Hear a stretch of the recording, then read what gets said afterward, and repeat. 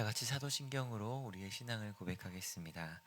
전능하사 천지를 만드신 하나님 아버지를 내가 믿사오며 그 외아들 우리 주 예수 그리스도를 내가 믿사오니 이는 성령으로 잉태하사 동정녀 마리아에게서 나시고 본디오 필라도에게 고난을 받으사 십자가에 못 박혀 죽으시고 장사한 지 사흘 만에 죽은 자 가운데서 다시 살아나시며 하늘에 오르사 전능하신 하나님 우편에 앉아 계시다가 저리로서 산자와 죽은 자를 심판하러 오시리라.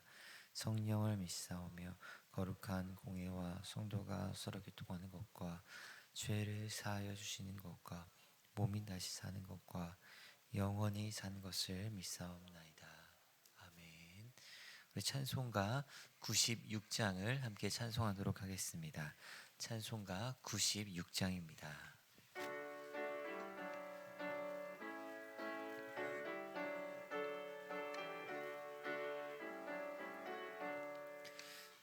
예수님은 누구신가? 우는 자의 위로와 없는 자의 풍성이며 전한 자의 높음과 잡힌 자의 노임되고 우리 기쁨 되시네. 예수님은 누구신가? 약한 자의 강함과 눈먼 자의 빛이시며 병든 자의 고침과 죽은 자의 부활되고 우리 생명 되시네. 예수님은 누구신가?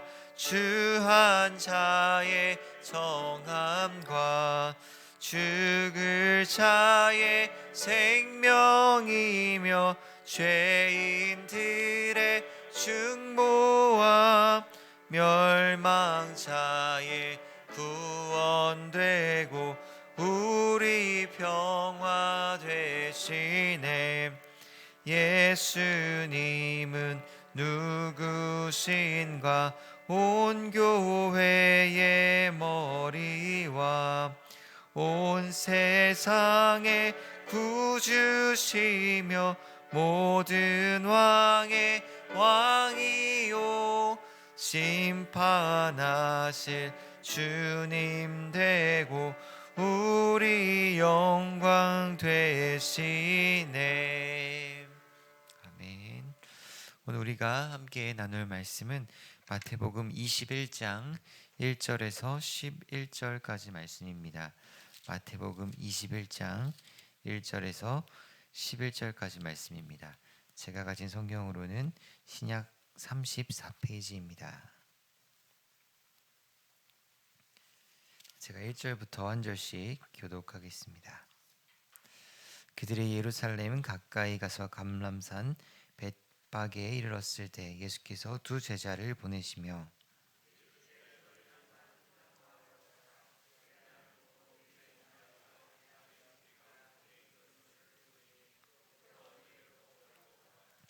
만일 누가 무슨 말을 하거든 주가 쓰시겠다 하라. 그리하면 즉시 보내리라 하시니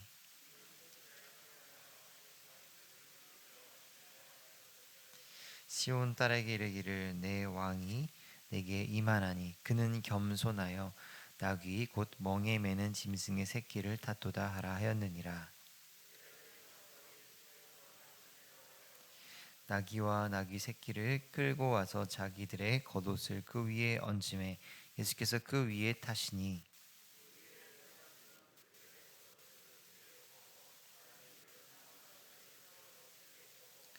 앞에서 가고 뒤에서 따르는 무리가 소리 높여 이르되 호산나 다윗의 자손이여 찬송하리로다. 주의 이름으로 오시는 이여 가장 높은 곳에서 호산나 하더라.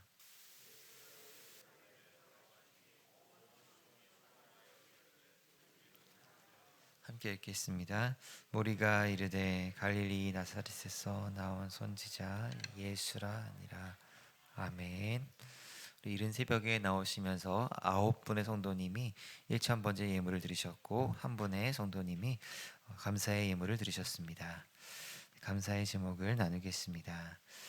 아들 가정 믿음 안에서 살아갈 수 있도록 도와주시옵소서. 아멘. 새벽 예배에 나오신 성도님들을 환영하고 축복합니다. 오늘 본문은 예수님께서 예루살렘에 입성하시는 장면입니다. 예수님께서 예루살렘에 입성하시면서 이제 예수님의 마지막 일주일이 시작된 것입니다.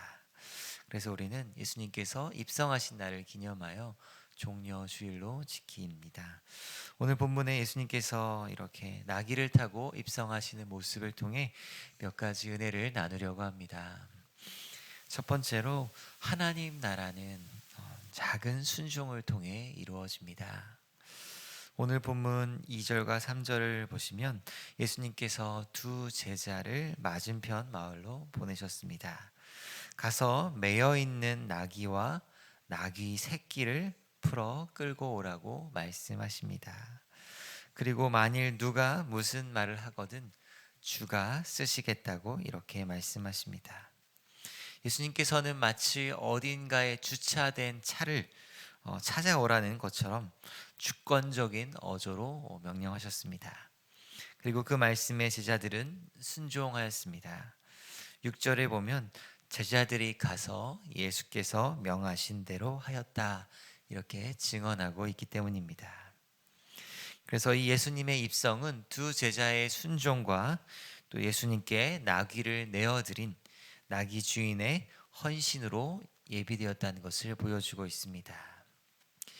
무엇보다 이 예수님이 타신 나귀는 사람들이 주목할 만한 그런 모습의 짐승이 아니었습니다. 세상 물정도 모르고 경험도 없는 어린 그런 새끼 나귀였습니다.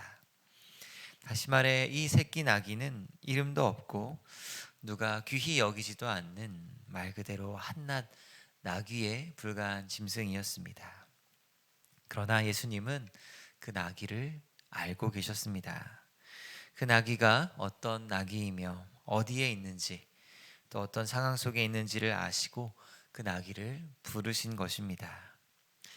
그리고 이 나귀는 어떤 큰 일을 감당한 것도 아니었습니다.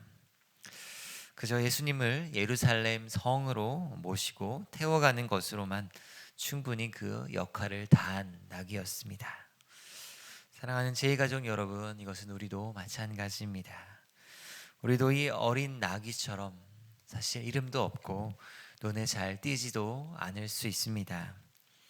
하나님 나라의 그 큰 일에 쓰임받기보다 이렇게 잠시 예수님을 태우고 가는 역할 정도로만 아주 작은 일을 감당할 뿐일 수도 있습니다. 그러나 하나님 나라는 이 나귀와 같이 그리고 이 나귀를 내어준 주인과 같이 무명의 사람들의 헌신과 순종을 통해 이루어지는 나라입니다. 그러기에 하나님께서는 나귀와 같은 그런 우리를 아시고 또 하나님 나라의 일에 불러주신 줄 믿습니다. 그러므로 내가 3달란트나 5달란트나 그렇게 많은 달란트를 가진 것이 아니라 그저 1달란트 받은 종처럼 화려하지 않아도 괜찮습니다. 그저 예수님을 태운 나귀처럼 잠시라도 하나님 나라에 이렇게 요긴하게 쓰일 수 있다면 그것만으로도 감사한 일이 아닐 수 없기 때문입니다. 그러므로 내 주변에 정말 크게 쓰임 받는 사람들이나 많은 주목을 받는 일을 하는 사람과 나 자신을 비교하지 않았으면 좋겠습니다. 내가 무명이어도 화려하지 않아도 주님이 나를 아신다는 사실이 더 중요하기 때문입니다. 그리고 잠시라도 그 작은 일에 나를 사용하신 것으로 우리는 충분히 감사하기 때문입니다. 두 번째로 예수님은 겸손한 모습으로 예루살렘에 입성하셨습니다. 오늘 본문 5절 말씀 중반절에 보면 예수님께서 나귀를 타신 이유를 설명하고 있습니다. 그는 겸손하여 나귀 곧 멍에 매는 짐승의 새끼를 탔도다 라고 말씀합니다. 그렇습니다. 위대한 왕, 높으신 왕이신 예수님께서는 예루살렘에 입성하실 때 백마를 타고 오는 것이 더 어울릴 것 같습니다. 그런데 예수님은 볼품없는 나귀를 타고 오셨습니다. 그 이유가 바로 그분이 겸손한 분이기 때문이다라고 말씀합니다. 예수님의 이러한 겸손한 모습은 첫 번째 아담이 선악과를 먹고 하나님과 같이 되려는 교만함으로 타락한 것과는 대조적인 모습입니다. 두 번째 아담이신 예수님께서는 가장 높은 왕이심에도 불구하고 이렇게 예루살렘 성에 입성할 때조차 가장 겸손한 모습으로 나귀를 타고 가시기 때문입니다. 그러므로 사랑하는 제2가족 여러분, 우리는 이 겸손한 예수님과 연합한 새 피조물이 된 사람들입니다. 그렇다면 이 예수님의 겸손을 본받으시기 바랍니다. 이 땅에 오셔서 자기를 비워 종의 형체를 가지사 사람들과 같이 되신 예수님을 따라 낮아지시기 바랍니다. 세상 사람들은 서로를 짓밟고 올라가서 높아지려고 합니다. 더 높은 곳에 올라가지 못해서 안달이 나 있습니다. 그래서 천한 일 같은 것은 다른 사람에게 맡기고 자신은 그들에게 명령하는 일이나 고결한 일, 주목받는 일만 하려고 합니다. 하지만 그리스도인은, 새 피조물이 된 그리스도인은 피차 복종하기 위해 살아가는 사람들입니다. 나를 내어주며 섬기는 사람들입니다. 예수님이 그런 삶을 사셨기 때문입니다. 무엇보다 우리가 이렇게 피차 겸손한 모습으로 복종하는 삶을 살 때 가장 행복한 삶을 살 수 있습니다. 겸손히 자신을 내어주며 서로 섬기는 삶이 바로 삼위일체 되신 하나님의 형상을 닮은 모습이기 때문입니다. 세 번째로 찬양의 삶을 살아가시기 바랍니다. 오늘 본문에는 예수님께서 예루살렘에 입성하실 때 두 가지 다른 반응을 볼 수 있습니다.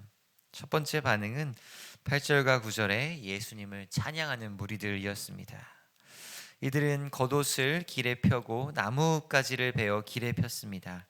호산나 다윗의 자손이여 찬송하리로다, 주의 이름으로 오시는 이여 가장 높은 곳에서 호산나, 이렇게 하면서 예수님께 합당한 경배와 찬양을 드리고 있었습니다.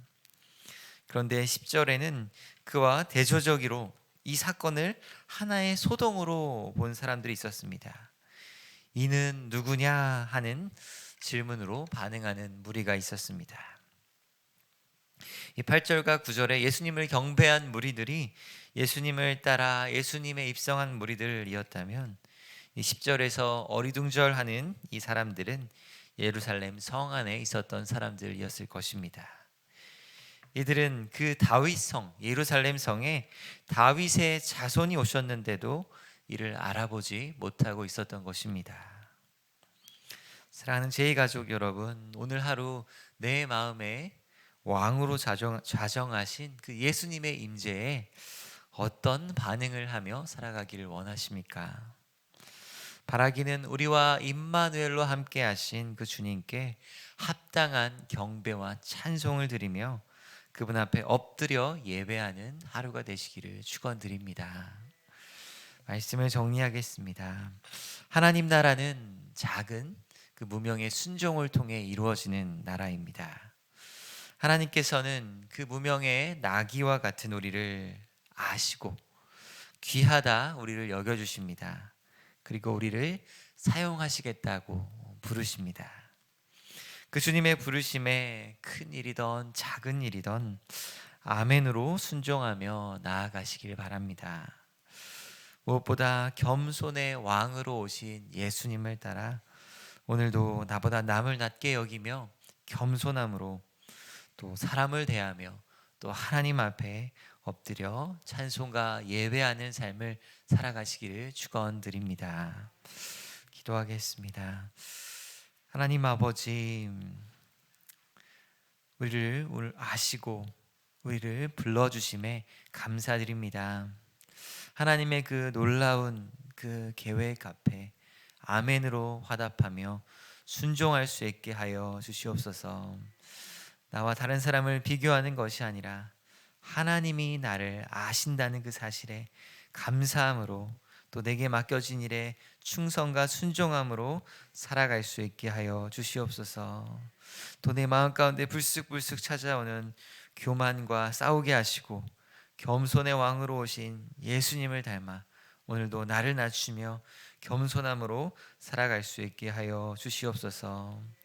또 예수님 앞에 합당한 찬송으로 감사로 오늘 하루 살아갈 수 있도록 성령 하나님 우리 마음 가운데 늘 기쁨과 찬송으로 함께하여 주시옵소서. 주님의 전에 나아올 때 또 귀한 예물 가지고 나온 손길들이 있습니다. 하나님 받아 주시옵시고 또 오늘 하루 우리가 전체 우리의 삶을 하나님께 거룩한 산 제사로 올려드리는 하루 되게 하여 주시옵소서. 감사드리며 우리 예수님의 이름으로 기도드립니다. 아멘. 하늘에 계신 우리 아버지여, 이름이 거룩히 여김을 받으시오며 나라의 임하옵시며 뜻이 하늘에서 이룬 것 같이 땅에서도 이루어지이다. 오늘날 우리에게 일용할 양식을 주옵시고 우리가 우리에게 죄 지은 자를 사하여 준 것 같이 우리 죄를 사하여 주옵시고 우리를 시험에 들게 하지 마옵시고 다만 악에서 구하옵소서. 대개 나라와 권세와 영광이 아버지께 영원히 있사옵나이다. 아멘. 우리 시간